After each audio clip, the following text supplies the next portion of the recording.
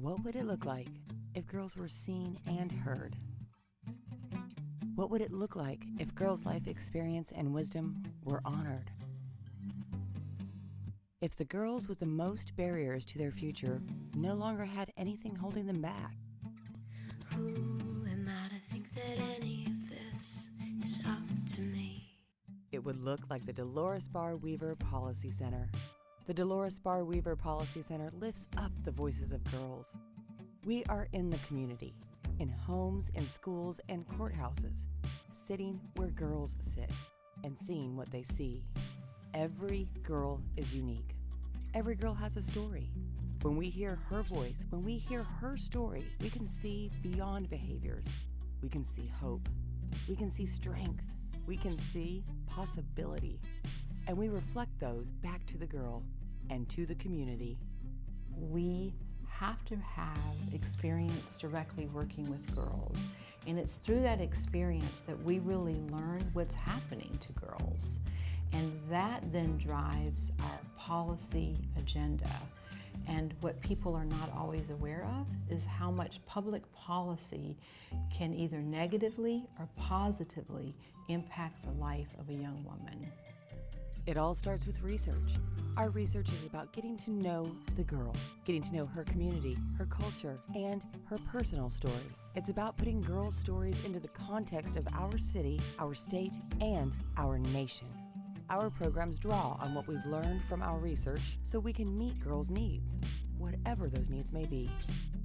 Our training and technical assistance uses what we've learned from girls to introduce our colleagues and the next generation of professionals to innovative ways of improving outcomes for girls. When we talk about advocacy, we're talking about bringing girls' stories to people in positions of power so we can change laws and policies in a way that propels girls forward instead of holding them back. Research, programming, training, advocacy, each piece is essential because they all lead to one outcome: hope for girls. And hope for girls is hope for our community. What does it look like when girls are seen and heard? It looks like Sisters Shayla and Danielle. It looks like Brianna. It looks like Alyssa. I got sent away after I was a victim of human trafficking. I guess it was for my safety because I violated probation. I don't know, but they didn't ask, why or how I was feeling that way or really what happened. When a girl goes out to the streets and she gets in trouble, I think a lot of times they look at what's in black and white. When they get arrested, what's on the arrest report. That's what's looked at, not where she's come from or what she's been through. It's just so important to let the girl tell her story before you judge her. A lot of people don't understand that. I was incarcerated at the time when I met Miss Jenna. She helps me along with everything I have going on, and we talk about my son and things like that. I'm currently going through a custody battle. Miss Jenna always speaks to me about, the past is the past. She said, don't let the past be the judgment of your future. Because I actually thought there was a time that I wasn't going to get better. I didn't know how the road I was going and things, and I actually thought I wasn't going to be nothing in life, pretty much. I just love the support system for my granddaughter. A lot of times, we can't reach them. I don't care how much we love them, it's still something they ain't gonna open up to us with. Well, it make me feel very good to know that the policy center, that there is, hope and support for the young ladies.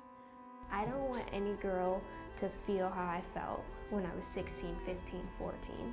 I want them to know that they have value, they have worth, they're beautiful.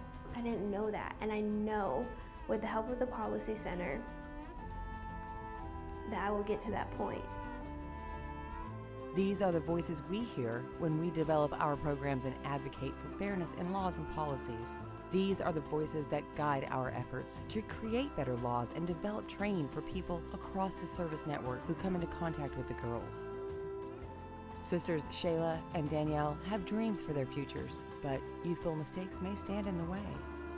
I want to get commissioned as a Marine Corps officer and then become a pilot and go to flight school and then do serve at least for 10 years and then try to become an astronaut. That's my goal. And if you're not that same person, because I'm not the same person I was a year ago, I'm not the same person I was 2 years ago, so I don't feel like something that I did when I was 13 years old or 14 should affect me when I'm a grown adult. You make stupid decisions when you're young. Like I'm, gosh, a totally different person, and I just would hate to see that my mistakes from a long time ago are still holding me back. I'm really fascinated with space. So I just feel like I'm destined for the stars, so I'm gonna reach the stars one day. We believe that the mistake that a girl makes when she is a teenager shouldn't define the rest of her life as an adult. And we are losing a generation of girls, and that's at a terrible cost to the girls, but also a terrible cost to our community. This is what it looks like when a girl is seen and heard. This is what it looks like when a girl's experience is honored. This is what it looks like when a community takes a stand and says, yes, girls matter. Yes, we will remove barriers placed in front of girls. Yes, we will open our doors and keep you in our community. Yes, we will be there for you no matter what. Yes, we see the girl.